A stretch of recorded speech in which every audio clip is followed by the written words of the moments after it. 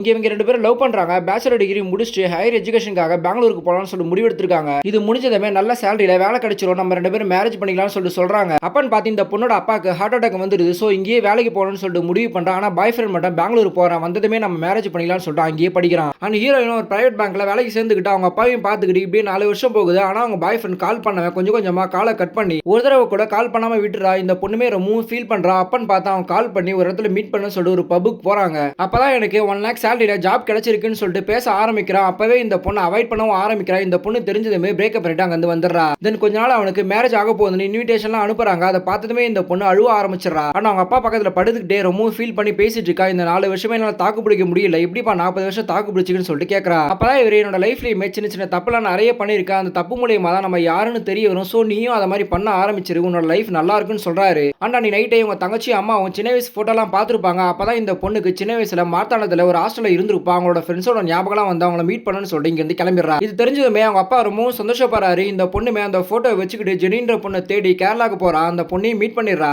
Then heroine லைஃப்ல நடந்த எல்லா விஷயத்தையும் சொல்லி ரொம்ப ஃபீல் பண்றாங்க. ஆக்சுவலா இவங்களுக்கு அதே மாதிரி ஒரு பையன் ஏமாத்திட்டு போயிருப்பான். பட் இந்த பொண்ணு அதுக்கெல்லாம் நான் ஃபீல் பண்ணாம அவனோட மேரேஜுக்கு போயிட்டு நல்லா சாப்பிட்டு அவனுக்கு விஷ் பண்ணிட்டு வந்தேன். அதே மாதிரி நீயும் போல்டா இரு. அப்பதான் உன்னோட லைஃப் நீ வாழ முடியும்னு சொல்றாங்க. ஆனா இவங்க சின்ன வயசுல ஒரு ஹாஸ்டல்ல இருக்கும்போது கிராண்ட் மதர் தான் இவங்களை வளர்த்துருப்பாங்க. அப்ப ஜெனின்ற இந்த பொண்ணு சில்வான்ற ஒரு பையனும் ஃப்ரெண்டா இருப்பாங்க. சோ இப்ப சில்வா தேடி போறேன்னு சொல்லிட்டு அங்க இருந்து கிளம்புறா. அப்பதான் ஜெனி அவனையும் நீ மீட் பண்ண போறியான்னு சொல்லிட்டு கேக்குறாங்க. இந்த பொண்ணுமே அவனையும் நான் மீட் பண்ணிட்டு தான் இங்க இருந்து போவோம்னு சொல்லிட்டு கிளம்புறா. அதே டைம்ல ஒருத்த ஒரு மாசத்துல இறந்துரும்னு சொல்லிட்டு டாக்டர் சொல்லியிருப்பாங்க. சோ அவன் பைக் எடுத்துட்டு டூருக்காக இங்க வந்திருப்பான். சோ அங்க மீட் பண்றாங்க. அப்போ ஹோட்டல்ல தங்கும் போது எல்லாருமே வேற வேற இடத்துல இருந்து வந்திருப்பாங்க. சோ அவங்க ஸ்டோரியை சொல்லி ரொம்ப ஃபீல் பண்ணி பேசிட்டு இருக்காங்க. அப்ப இவங்க 2 பேரும் ஃப்ரெண்ட் ஆகுறாங்க. தென் ஹீரோயின் ஸ்டோரியை சொல்றாங்க. அப்ப ஹீரோ நானும் அவங்க கூட வரேன்னு சொல்லிட்டு கிளம்புறா. அப்ப சில்வாவை தேடி கிளம்பும் போது அவன் லாரி டிரைவரா இருக்கான்னு தெரிய வருது. ஒரு சரக்கு எடுத்துட்டு கிளம்பும் போது கொஞ்ச நாள் ஆகுது இன்னும் வரலன்னு சொல்லிட்டு இருக்காங்க. சோ அவனை தேட முடியாது சொல்லிட்டு அங்க இருந்து கிளம்புறாங்க. தென் அந்த கிராண்ட் மதரை தேடி போலாம்னு சொல்லிட்டு சர்ச்சுக்கு போறாங்க. ஆனா அவங்க கொஞ்சம் வருஷத்துக்கு முன்னாடி இறந்து போயிட்டு தான் சொல்றாங்க. சோ அப்ப கலரையில போட்டு ரொம்ப ஃபீல் பண்ணி அழுகுறாங்க. ஆனா அவங்க வச்சிருந்த கேமராவை மட்டும் இந்த பொண்ணு எடுத்துக்கிறா. தென் இந்த ஊரை விட்டே கிளம்பலாம்னு சொல்லிட்டு முடிவு பண்றாங்க. அப்பதான் ஹீரோ அந்த நாளாதால கண்டுபிடிச்சாதான் நீங்க இங்க இருந்து நிம்மதியா போக முடியும் சொல்லிட்டு எவ்வளவு பிரெயின் வாஷ் பண்றா. சோ இந்த பொண்ணு கிளம்பலாம்னு சொல்லிட்டு முடிவு பண்றா.